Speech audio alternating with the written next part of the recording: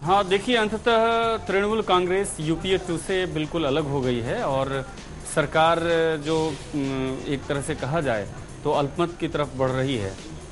अब जब संसद का अधिवेशन शुरू होगा, लोकसभा राज्यसभा का, उसमें सरकार को अगर उसके खिलाफ अविश्वास प्रस्ताव आता है तो उसमें अपने विश्वास को, कॉन्फिडेंस को प्रूव करना पड़ेगा।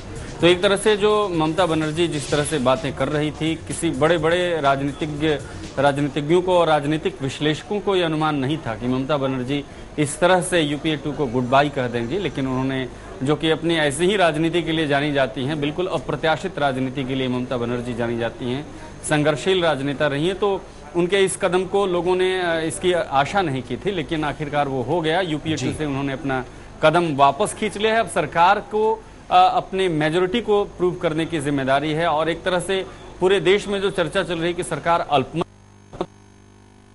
एफडी जो उसका डिसीजन है वो तो उसको देश के ऊपर नहीं थोपना चाहिए, तो ऐसी चर्चाओं का भी दौर शुरू हो गया है। बालाजी, आप इन खबरों पर अपनी एक विशेष राय भी रखते हैं, लंबे समय से इन खबरों पर आप काम कर रहे हैं, राजनीतिक खबरों पर।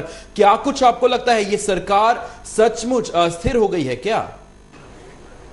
देखिए, ऊपरी तौर से देखने से ऐसा लग रहा है कि सरकार अस्थिर है, लेकिन ऐसी बात नहीं है। सरकार निश्चिंत है। सरकार के पास भरोसे के लायक वो गणना है, वो कैलकुलेशन, वो नंबर है जिसके द्वारा वो अपनी सरकार को बचा ले जाएंगे यूपीए 2 के लोग। और जिस तरह से चिदंबरम ने कल बयान दिया था कि हम हमारे दोस्त हैं और दोस्त रहेंगे, तो उससे बात यही उभर कर सामने आती है कि सरकार के सेहत के ऊपर कोई खास असर नहीं होने वाला है। लेकिन हाँ, ममता बनर्जी के बाहर हो जाने से एक यूपीए को एक नैतिक रूप से जरूर झटका लगा है। बालाजी, आपको बीच में रोकना चाहेंगे। इस वक्त एक और बड़ी खबर आ रही है। प्रधानमंत्री मनमोहन सिंह ने दुख व्यक्त किया है। उन्होंने साफ तौर से दुख व्यक्त किया है जिस तरह से टीएमसी के सभी मंत्रियों ने इस्तीफा दिया और अब थोड़ी देर में समर्थन वापसी का पत्र सौंपने वाले हैं टीएमसी के सभी मंत्री राष्ट्रपति को। राष्ट्रपति भवन पहुंचने में अब से कुछ देर ही रह गई है टीएमसी के मंत्रियों को। वहीं इस्तीफे के तुरंत बाद प्रधानमंत्री मनमोहन सिंह ने अपना बयान जारी किया है और प्रधानमंत्री ने उनके इस्तीफे पर अपना दुख जाहिर किया है। बालाजी हमारे साथ लगातार जुड़े हुए हैं। बालाजी, प्रधानमंत्री मनमोहन सिंह ने दुख जाहिर कर दिया है। देखिए, ये एक स्वाभाविक प्रतिक्रिया है लेकिन अब प्रधानमंत्री ने उन करोड़ों लोगों के दुख की तरफ नहीं देखा जिन्हें डीजल के मूल्य में लगता है कुछ तकनीकी कारणों के चलते बालाजी हमारे साथ उनकी आवाज नहीं हम तक पहुंच पा रही है। कुछ तकनीकी कारणों के चलते अभिषेक 7RCR से हमारे साथ लगातार जुड़े हुए हैं, प्रधानमंत्री निवास पर वो मौजूद हैं दिल्ली से। अभिषेक, क्या कुछ आप अपनी वहां पे इस समय देख पा रहे हैं? टीएमसी के जितने भी मंत्री हैं वो तो वहां से निकल गए हैं, कितनी देर और लगेगी राष्ट्रपति भवन पहुंचने में उन्हें?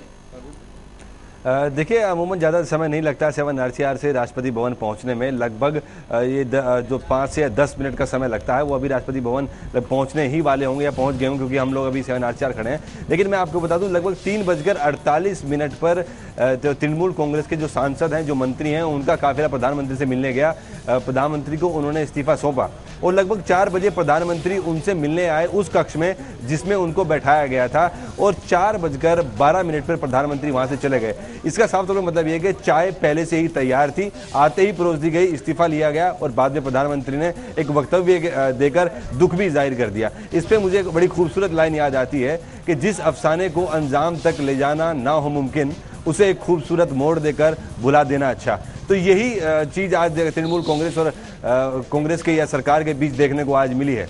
जी, तो कुंवर अभिषेक, लेकिन यहाँ पर एक चीज बड़ी दिलचस्प है। अभी प्रधानमंत्री का ताजा बयान आया है, उन्होंने अफसोस जताया। उन्होंने कहा है कि ममता बनर्जी हमारी बड़ी पुरानी सहयोगी रही हैं, उनके मंत्रियों का इस्तीफा या उनका जो समर्थन वापसी का जो ऐलान है ये उनको बिल्कुल नागवार है, उनको दुख हो रहा है इस बात पर। अभी आप जो लाइनें बोल रहे थे, आपको नहीं लगता कि अब बड़ी देर हो चुकी है, उनको शायद पहले सोचना चाहिए था इस मुद्दे पर? अब दुख जाहिर करने का क्या औचित्य है? बिल्कुल बहुत देर हो चुकी है। और शायद मैं आपको बता दूं, अगर हमारे सूत्रों की माने तो सरकार भी अब ये नहीं चाहती थी कि तृणमूल कांग्रेस से आगे कोई रिश्ते रखे जाएं। सबसे बड़ी बात जो इसमें यह है कि सरकार और तृणमूल कांग्रेस के रिश्ते बहुत खराब हो चुके थे।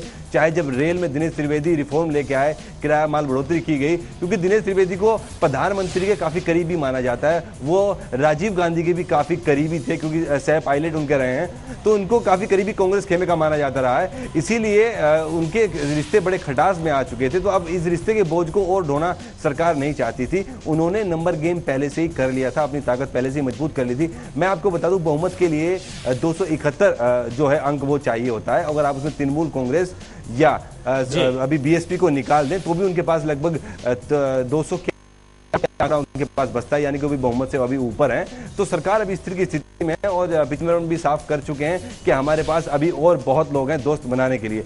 तो पुरानी दोस्ती अब शायद एक नया अध्याय अब सरकार बनाए, लेकिन पुरानी दोस्ती आज जरूर खत्म हो गई है।